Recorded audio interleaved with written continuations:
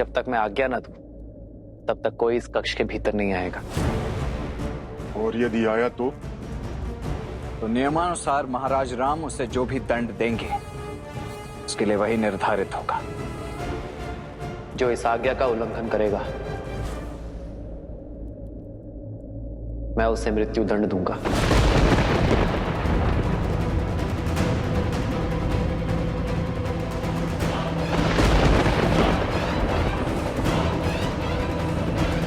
और बात यहां तक ना पहुंचे, यह सुनिश्चित करना तुम्हारा कर्तव्य है लक्ष्मण। इसलिए इस कक्ष के बाहर, इस द्वार के उस ओर तुम पहरा दोगे और किसी को भीतर आकर बाधा बनने की अनुमति नहीं दोगे।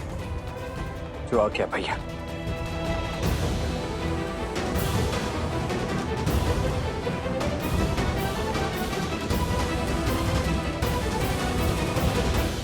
आपके यहां आने का अर्थ समझता हूं मैं, और यह भी जानता हूं कि काल का चक्र बड़ी तीव्रता से आगे बढ़ रहा है। मेरा अभिवादन स्वीकार कीजिए काल पुरुष।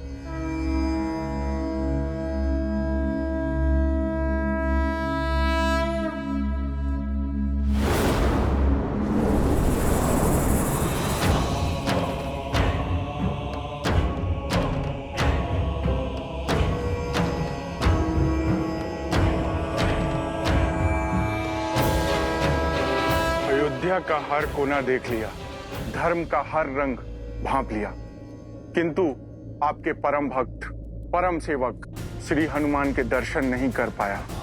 कहाँ है राम भक्त हनुमान?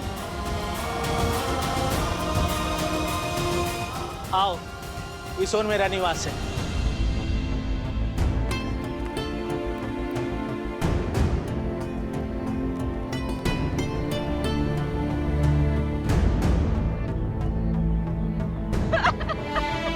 सुचिता, सुचिता, सुचिता, क्या हुआ सुचिता? पुत्र, कहाँ है मेरा पुत्र? कहाँ है हमारा पुत्र सुचिता? कुछ बोलती क्यों नहीं? कहाँ है हमारा पुत्र? साहूकार, कल रात मलेच्छों का आक्रमण हुआ था। वो तुम्हारे पुत्र को भी उठा ले गए। इसी कारण सब लोग गांव छोड़कर जा रहे हैं।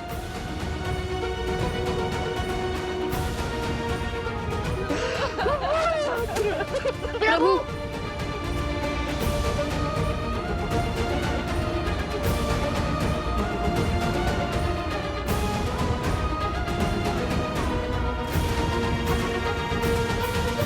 रुकिए, रुकिए, रुकिए, आप सुनिए।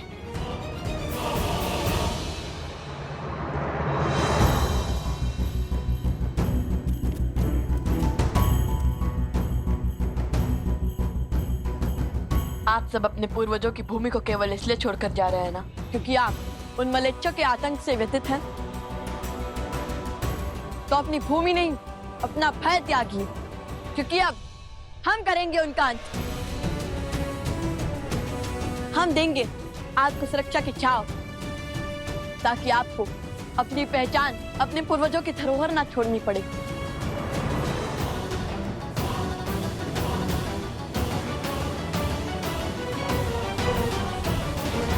क्या तुम तो एक साधारण ऋषि कुमार हो? तुम हमें उन सर्वशक्तिशाली मलेच्छों से मुक्त कैसे करा सकते हो? जानते हैं, इसलिए केवल हम नहीं, आप सब करेंगे उनसे युद्ध। ये अधिकारों का द्वंद्व है और इसमें भाग तो लेना ही होगा। चलिए, एक साथ उनसे लड़कर अधर्म के क्षेत्र में धर्म की ध्वजा लहराते हैं। हम सब तुम्हारी बातों में आकर अपनी प्राण दांव पर लगा दें।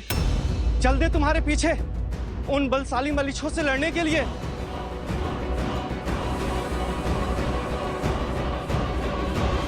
मैं जानता हूँ कि निर्णय आ रहे युद्ध दोनों ही सरल नहीं है, किंतु जिनके पास विश्वास की शक्ति होती है वो कोई भी युद्ध जीत सकते हैं। चलो मित्रों, आगे बढ़ो। ये दो नन्हे बालक स्वयं को अत्यधिक बलशाली समझ रहे हैं। ये स्वयं तो मरेंगे और हमें भी मरवाएंगे। भैया, ये तो हमारे पल पर संदेह कर रहे हैं। चलिए, इन्हें अपना सत्य बता देते हैं, अपना परिचय दे देते हैं। नहीं नहीं नहीं, अभी हम इस समय केवल एक दास हैं, कुछ भी नहीं। हाँ हाँ, तुम मेरे दास हो, मेरे आज्ञा का पालन करना तुम्हारा कर्तव्य है। जाओ जाओ, मेरे पुत्र को शीघ्र लेके आओ। यदि तुम दोनों ने ये कार्य संपूर्ण किया तो मैं तुम्हारा ऋण क्षमा कर दूंगा और अपनी दासता से तुम्हें मुक्त कर दूंगा।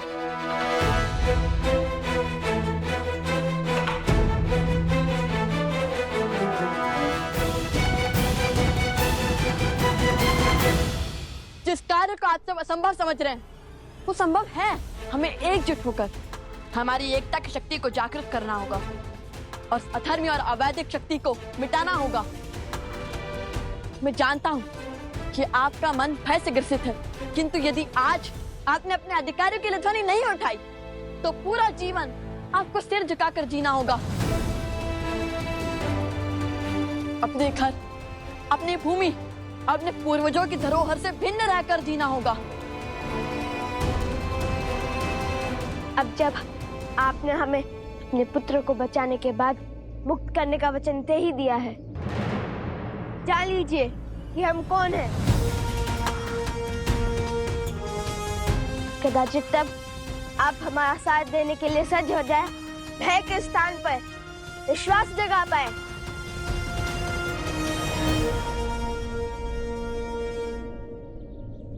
हम अयोध्यापति महाराज राम के पुत्र लव कुश हैं।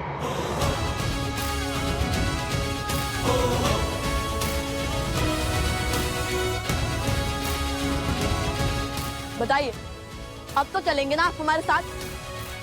क्या आप भी कोई संदेश शेष है? चलिए ना, उन अधर्मी राक्षसों को वैदिक धर्म सिखाएं। आज्ञा दे स्वामी। तुम कहो और हम मान ले। भला अयोध्या के राजकुमार ऐसे होते हैं, इतने दुख में रहते हैं, किसी के दास बनते हैं?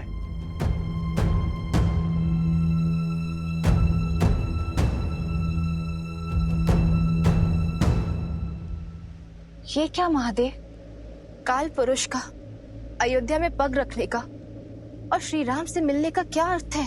काल पुरुष की रचना नारायण और शिव के अंश से हुई है और इस संरचना का कार्य है काल को गतिमान रखना, युगों को बदलना। युगों के बदलने के इस कर्म से ही इस संसार में संतुलन बना रहता है। त्रेता युग के समाप्त होने और द्वापर युग के आरंभ होने का समय आ रहा है। काल पुरुष के अयोध्या में होने का केवल एक ही अर्थ है कि संसार के पालन करता नारायण के 7वें अवतार का धरती पर अब समय समाप्त होने को है। आपको लगता है कि हनुमान के रहते काल चक्र का लेखा जोखा रखने वाले काल पुरुष मुझ तक पहुंच पाते, अयोध्या में अपने पग रख पाते? यमराज का संदेश लेकर मेरे राज्य तक पहुंचना, मुझसे भेंट करना यह असंभव का संभव होने के समान है। यदि हनुमान को इसकी भनक लगी तो महाबली किस रूप में आ जाएंगे और कितना प्रलय मचाएंगे ये तो मैं भी नहीं जानता काल पुरुष। और इसी कारणवश मैंने हनुमान को लवकुश के साथ अयोध्या से बहुत दूर भेज दिया।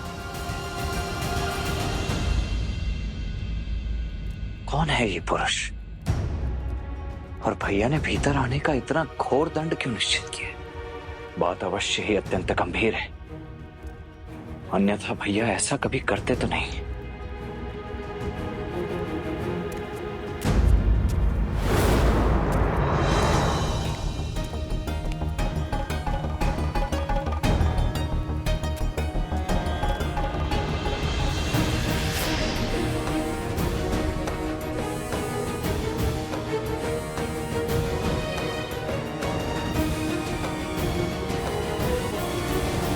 ये दोनों मिथ्या कहते हैं, ये भला राजकुमार कैसे हो सकते हैं? हमें तुम पर विश्वास नहीं। हमें तुम पर विश्वास नहीं।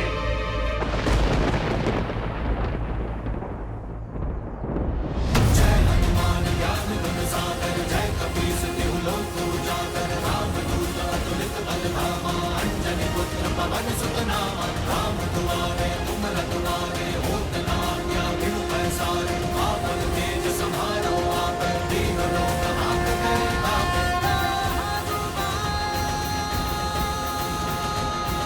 प्रभु श्री राम के दास इस हनुमान पे तो विश्वास है।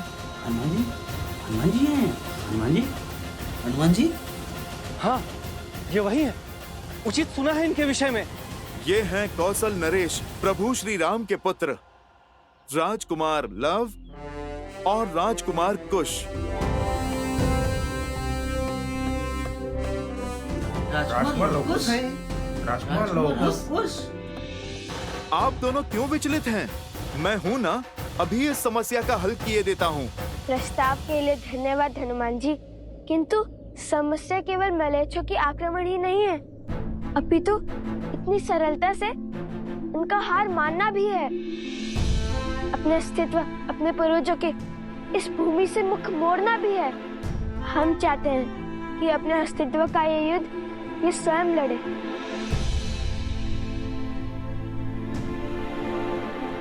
अब आप सत्य जान चुके हैं, तो बताइए, आप सब सज्ज हैं युद्ध के लिए?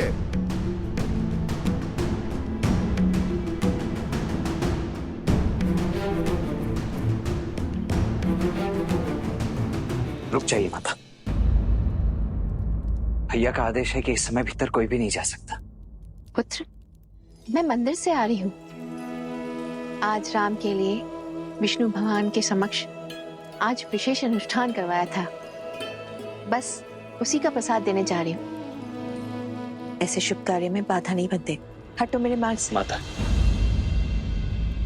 मैं एक माता का मन समझता हूँ माता, परंतु आज आपको भी अपने इस पुत्र की दुविधा समझनी होगी।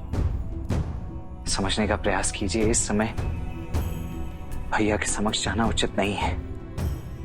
महाराज का आदेश है माता कि इस समय उनसे कोई भी भेंट नहीं कर सकता।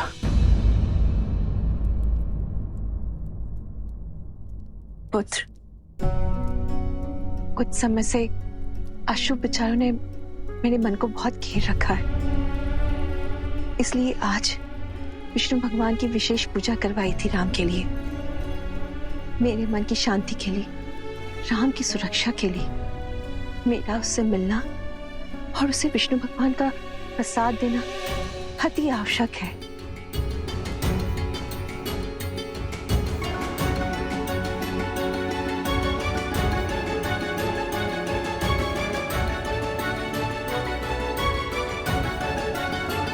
माता, आज तक अपने भैया का दिया हुआ प्रत्येक कर्तव्य पूरी निष्ठा से निभाता आया हूं मैं, और आज भी निभाऊंगा। उनकी इस भेंट में किसी भी प्रकार का कोई व्यवधान आने नहीं दूंगा मैं, क्योंकि यदि ऐसा हुआ तो उससे सबसे अधिक पीड़ा भैया को ही होगी, जिससे आप भी प्रसन्न नहीं रह पाएंगी माता। इसीलिए मेरी आपसे ये हाथ जोड़कर विनती है, निवेदन है, कृपा करके इस समय यहां से लौट जाइए।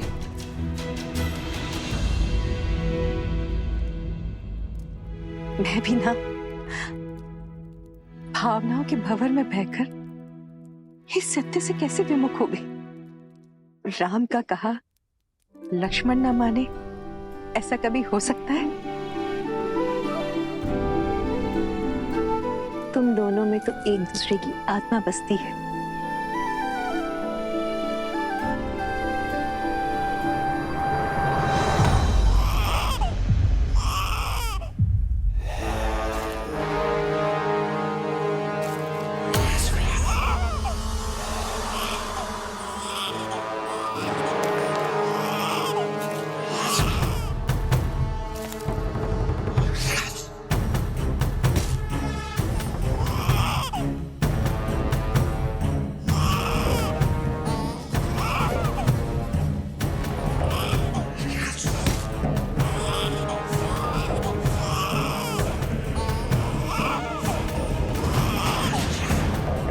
लो पुत्र, इसका संहार करके हम सब की भूख शांत करो।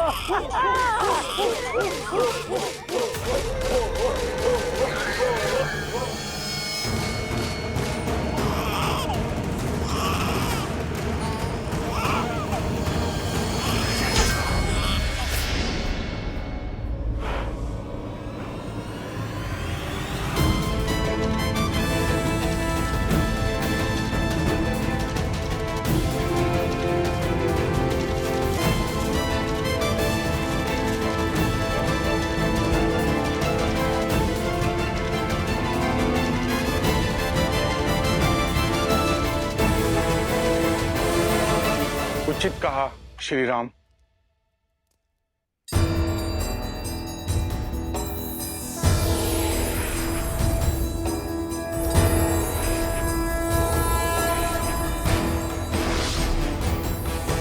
समय समीप है, त्रेता युग अंत की ओर जा रहा है। युग परिवर्तन होने वाला है।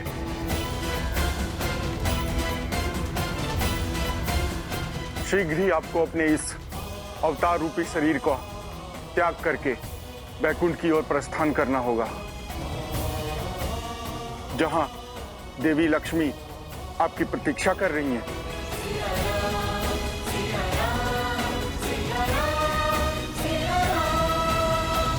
और यहाँ जो मेरे कार्य शेष है उनका क्या? लवकुश और बाकी सभी वंशज कुछ ही समय में शीघ्र ही कौशल को संभालने योग्य हो जाएंगे।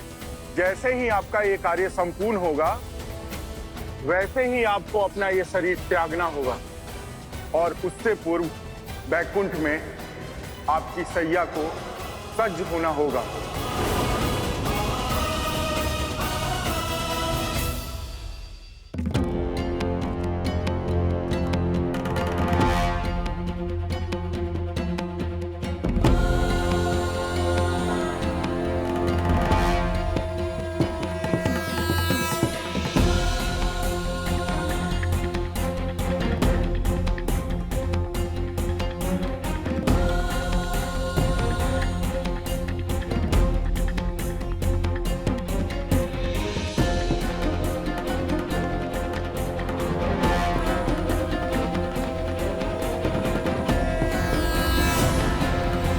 ईश्वर प्रणिपात।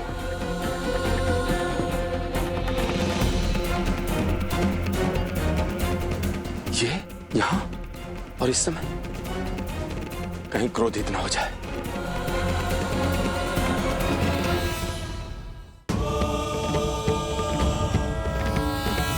इनके क्रोध के दंश से तो देवता भी नहीं बच पाए थे। जाओ शीघ्र जाओ, सभी को सूचित कर दो, ऋषिवर की स्वागत की तैयारी करो।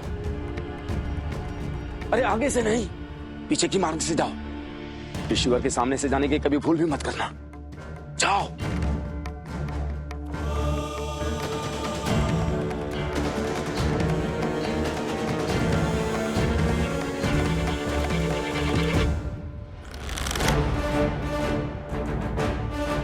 हालत से दूर हटो दुष्ट, अन्यथा तुम्हारे प्राण हर लूंगा। संपूर्ण आर्यावर्त के एक मात्र महाराज कौशल नरेश राजा राम की आज्ञा और कृपा से हम तुम्हें अंतिम चेतावनी दे रहे हैं। चुन लो, आत्मसमर्पण या मृत्यु। इसका निर्णय अभी हो जाएगा।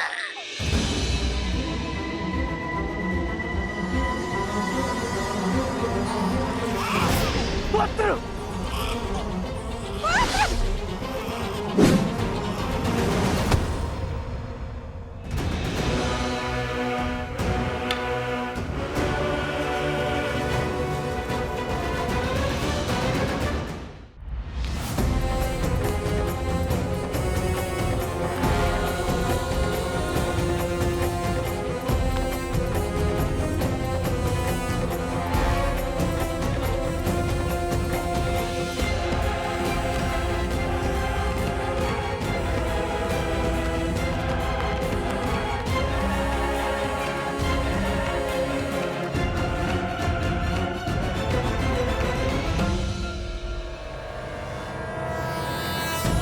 महातपस्वी महर्षि दुर्वासा के चरणों में राज अनुज लक्ष्मण का नमन।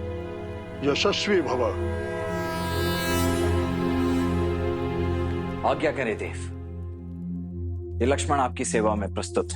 मुझे अयोध्यापति श्री राम से भेंट करनी है इसी क्षण।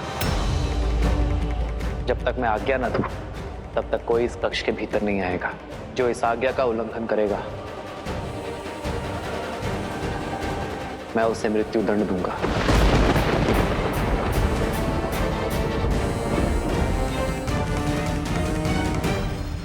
अंतिम चेतावनी दे रहे हैं। चुन लो, आत्मसमर्पण या मृत्यु। इसका निर्णय अभी हो जाएगा।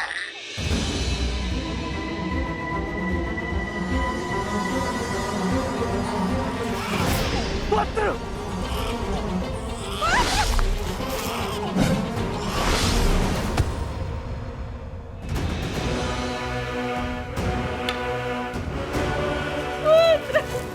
मेरा पुत्र।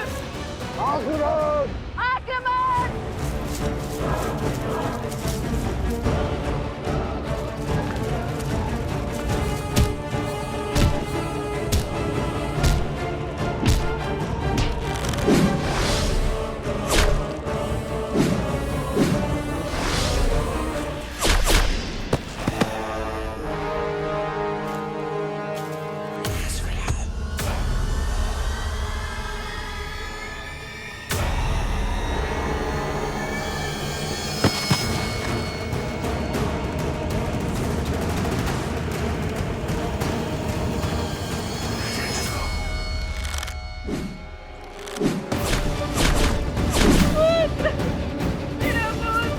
कुश, तुम इन्हें संभालो, मैं इस बालक की सुरक्षा देखता हूँ।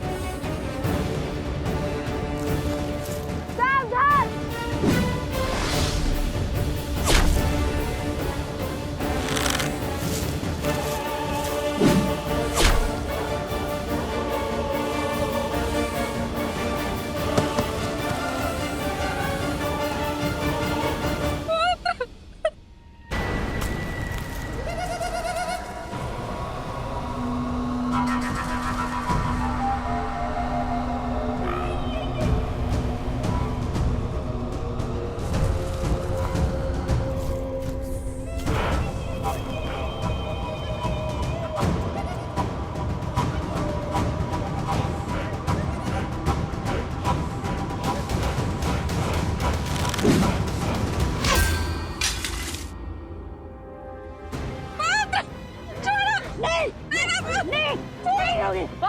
उस ओर, सही आप सभी, शीघ्र। नहीं नहीं नहीं होगी। हट, चल चल, नहीं होगी। नहीं छोड़ो मेरे पुत्र को।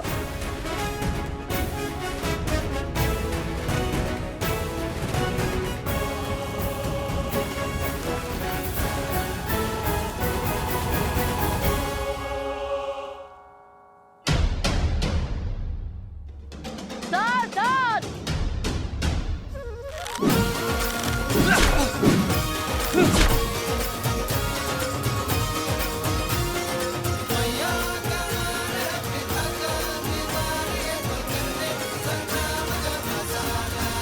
सुना नहीं लक्ष्मण, मुझे अयोध्यापति राम से मिलना है। द्वार खोलो राज अनुज। क्षमा करें महर्षि, परंतु मैं इस समय आपको भीतर जाने नहीं दे सकता। जानते नहीं किसे रोक रहे हो? भूल गए कैसे तीनों लोग दुर्वासा के क्रोधाग्नि के विचार मात्र से थर थर कांपते हैं। सर्वशक्तिशाली देव भी मुझे क्रोधित कर श्रीहीन हो गए, और तुम तुच्छ मानव होकर मुझे अपमानित कर रहे हो। जिस दुर्वासा के समक्ष संसार समर्पण कर देता है, उसके समक्ष तुम एक छोटे से राज्य के नरेश के भी अनुज, तुम मुझे क्रोधित करने का तो साहस कर रहे हो। क्षमा करें ऋषिवर, परंतु क्रोध की ऊंचाई क्या होती है ये कम से कम लक्ष्मण को तो नहीं सिखाई है, क्योंकि क्रोध पर केवल आपका ही एकाधिकार तो नहीं है।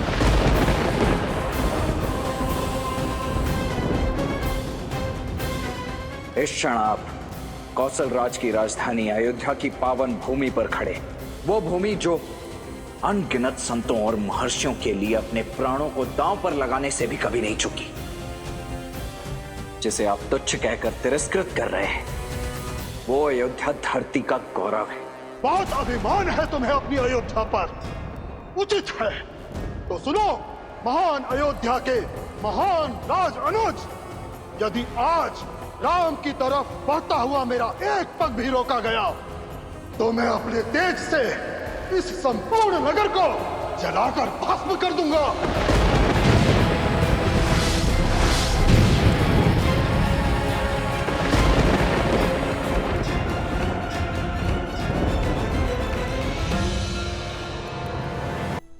देखिए एकता की शक्ति। जब धर्म एकजुट होता है तो अधर्म को अपने घुटने टेकने ही पड़ते हैं। और स्मरण रहे, संकट चाहे जितना भी बड़ा हो, यदि हर व्यक्ति उसके विरुद्ध खड़ा हो, यदि समाज एक परिवार की भांति उससे लड़ रहा हो तो उसका हल संभव है। जब तन मन से भय नहीं निकलेगा तब तक यूं ही या अवसर आपका लाभ उठाते रहेंगे। हमसे हमारी संतान और हमारे परिवार को छीनने वाले इन असुरों को जीवित जला देना चाहिए। मेरी पत्नी एक माता से उसके पुत्र को पृथक किया इन्होंने। अच्छा, और वहाँ हाट में क्या करने वाले थे भूल गए? आप मुझे ग्रह कर लीजिए, बस मेरे पुत्र को मेरे साथ लेके चलिए। नहीं नहीं, ये साथ आया तो तुम्हारा ध्यान कार्य पर नहीं सिर्फ इस पर रहेगा। मैं केवल तुम्हें ही ले जाऊंगा। स्थिति परिस्थिति चाहे जो भी हो, किंतु एक संतान को उसकी माता के आंचल से कभी भिन्न नहीं करना चाहिए। ये सबसे बड़ा पाप है। मुझे क्षमा कर दे प्रभु, अब तक जो सत्य नहीं जाना था वो अब मैं समझ गया हूँ। आप दोनों राजकुमार होकर भी स्वयं को बेचकर इस तुच्छ साहूकार का दास बनना स्वीकार किया। अपने पूर्वजों की परंपरा को निभाने के लिए, धन की ध्वजा को लहराने के लिए। आप समझ में आया, इस समाज का भवन धर्म की नींव पर ही तो टिका है और धर्म सदा उसकी रक्षा करता है जो धर्म निभाने का साहस रखता है। धर्म का सत्य यही है, जिस प्रकार वचन का मान रखने के लिए और धर्म की रक्षा के लिए राजा हरिश्चंद्र की रक्षा स्वयं धर्म ने करी थी। ऋषिवर विश्वामित्र ने राजा हरिश्चंद्र को एक चंडाल का सेवक बना दिया और उस चंडाल के आदेश अनुसार वो शमशान घाट गए। उन्हें हर मृत शरीर के लिए आत्मा संस्कार का शुल्क लेना था। कोई भी शरीर बिना शुल्क दिए ना जला पाए। और फिर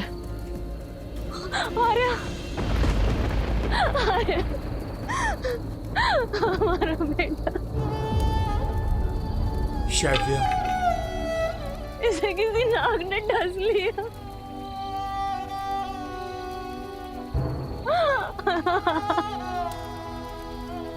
पुत्र,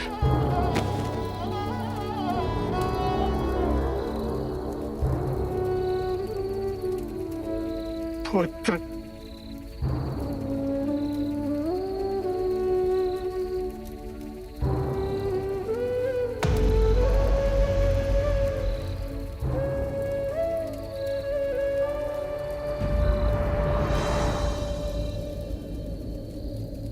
आपको इसके दाह संस्कार का शुल्क देना होगा देवी।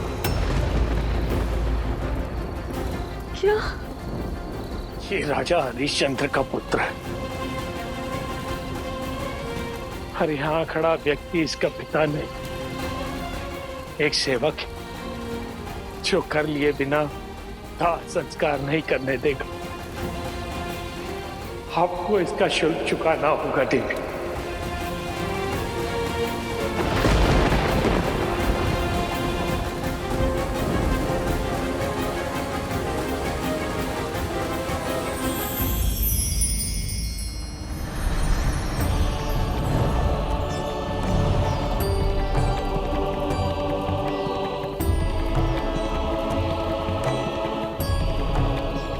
राजा हरिश्चंद्र, आपके लिए परीक्षा की हर सीमा पार कर दिया और आप हमारे हर परीक्षा में सफल हुए।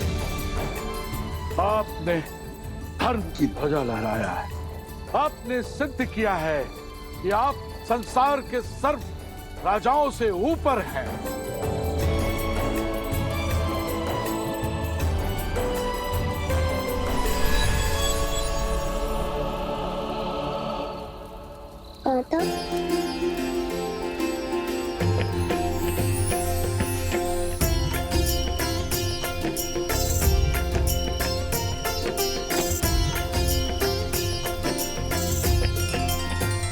राजा हरिश्चंद्र की धर्म की प्रतिनिष्ठा ने उन्हें संसार कद में सबसे ऊंचा बना दिया। विश्वामित्र जी ने उन्हें अपना राजपाट सब वापस दे दिया और उनकी दया नीति के कारण देवता भी उनके आगे नतमस्तक होने को सच थे। आइए राजा हरिश्चंद्र, स्वर्ग में आपका स्वागत है। मुझे कहना होगा, आपका राज्य न्याय और धर्म से इतना परिपूर्ण है कि उसे केवल धरा पर ही नहीं, यहाँ स्वर्ग में भी स्थापित होना चाहिए। आइए आपके आने से मेरे स्वर्ग की शोभा और भी बढ़ गई।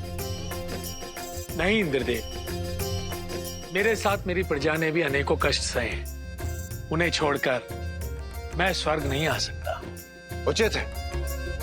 ऐसी स्थिति में यदि आप चाहें तो आपके साथ आपकी प्रजा एक दिवस के लिए यहाँ स्वर्गलोक आ सकती है।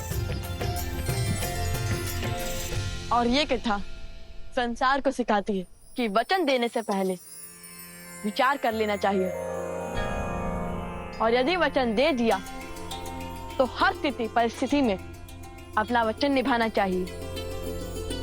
हम दोनों भाई राजा हरिश्चंद्र के पच्चिन्नों पर चलते चलते यहाँ तक पहुँच चुके हैं कि हम हर शुभ कार्य में अपनी सहायता दे सकते हैं। हे राजकुमारों, यदि आप दोनों नहीं होते, हम अपने पूर्वजों की धरा को त्याग कर लज्जा से अपना सर झुकाकर अब तक पलायन कर चुके होते। अपने पूरे गांव की ओर से मैं आप दोनों से विनती करता हूं कि आप मेरे इस गांव के सिंहासन को स्वीकार करें। हाँ, आप ही हमारे महाराज हैं। हमारे महाराज हैं। हाँ, आप ही हमारे महाराज हैं। यदि भस्म करना चाहते हैं तो मुझे कर दीजिए, परंतु मेरी मातृभूमि के लिए ऐसी अनर्थपूर्ण बातें मत कीजिए।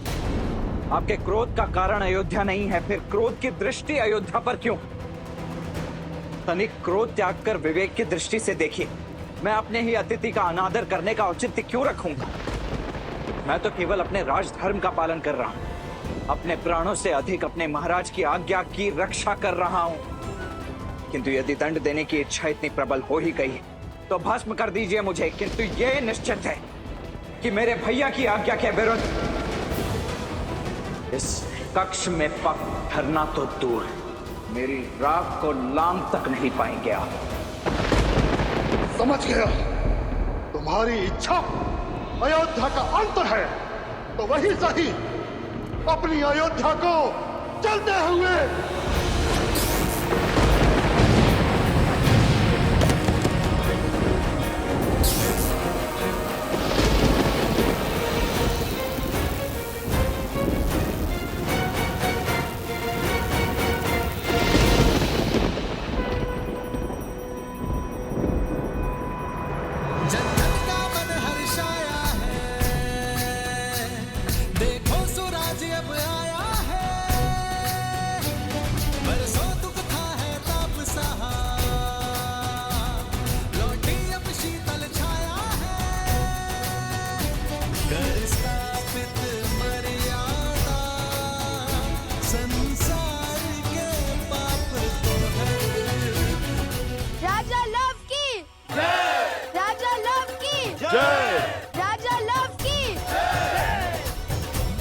आप दोनों की ये यात्रा तो एक विजय में बदल गई। आप दोनों ने मलेच्छों का संहार कर असंभव को संभव कर दिया। आप दोनों ही धन्य हैं। ऐसे असंभव को संभव करने वाले कुमारों को पाकर कौशल राज्य ही क्या, संपूर्ण भारतवर्ष धन्य हो गया। और राजकुमार लव के साहस के लिए आज से ये स्थान लवपुरी के नाम से जाना जाएगा। लवपुरी के महाराज लव की, लवपुरी के महाराज लव की।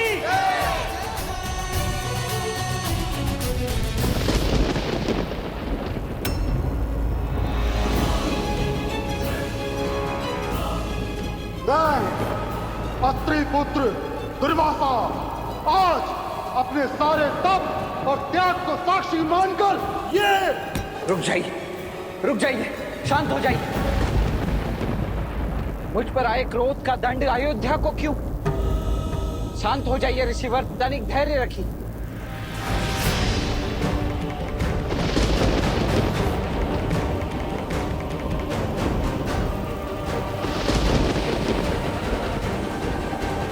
मैं आपके हर आदेश के आगे नतमस्तक होने को सज्ज हूं। कृपा करके शांत हो जाइए। अयोध्या को अपने क्रोध की अग्नि में मत भस्म कीजिए।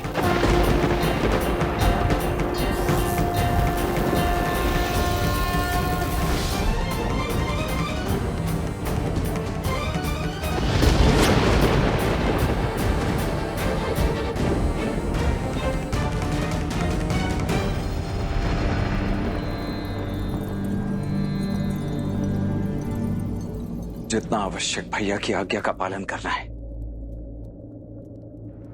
उतना ही आवश्यक अयोध्या की रक्षा का धर्म भी है। मैं क्षमा प्रार्थी हूं ऋषिवर, कृपया अपना क्रोध त्याग दीजिए।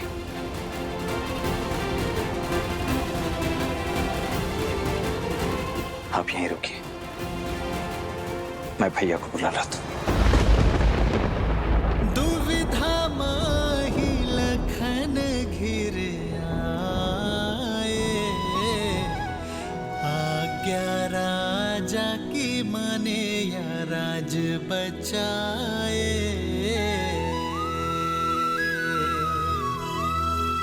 रघुकुल मांगे सबसे अगन परीक्षा, प्राण देने साजे लखन बचाने अयोध्या।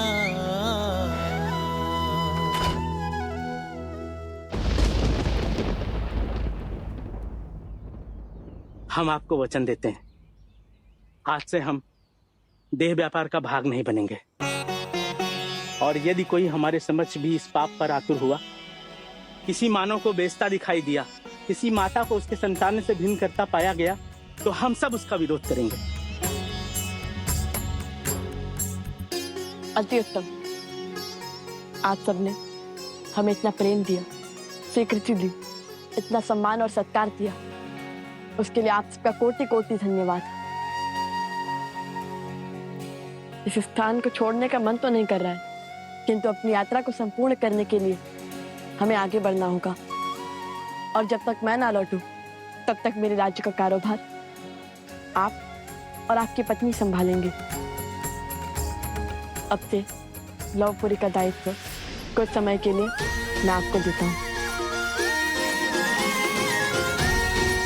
महाराज लौकी, महाराज लौकी, महाराज लौकी।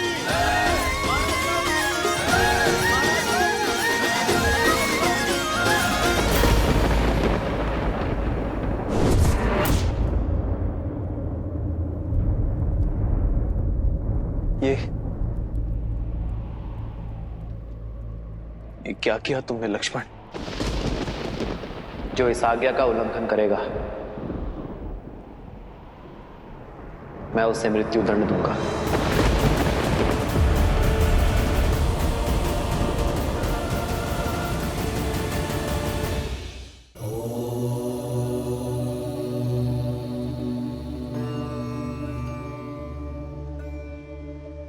महादेव, पहले अपनी प्राण से प्रिय पत्नी की अग्नि परीक्षा का आदेश दिया, और अब अपने ही अनुज को मृत्यु दंड कैसे दे पाएंगे वो?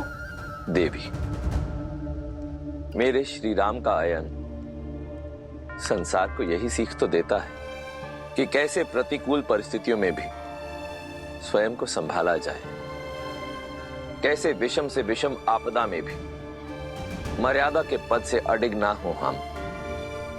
अब देखना तो यह है देवी कि उलझनों के इस भंवर को कैसे सुलझाएंगे मेरे श्री राम।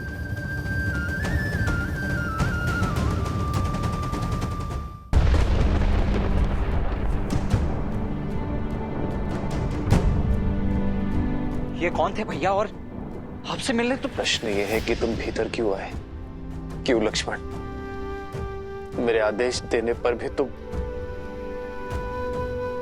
मृत्यु दंड के मुख में क्यों चले आए?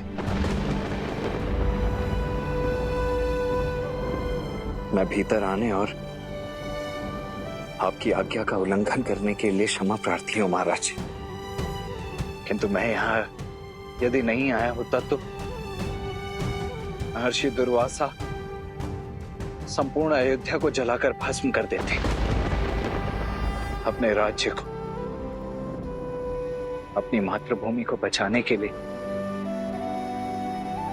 मुझे भीतर आना पड़ा महाराज। परंतु आपने मुझे बताया नहीं भैया कि ये कौन थे और ये यहां आपसे मिलने के लिए। उसकी चिंता छोड़ो लक्ष्मण, तुम जाओ और ऋषि दुर्वासा को सम्मान सहित भीतर लेकर आओ। जाओ। जो इस आज्ञा का उल्लंघन करेगा मैं उसे मृत्यु दंड दूंगा।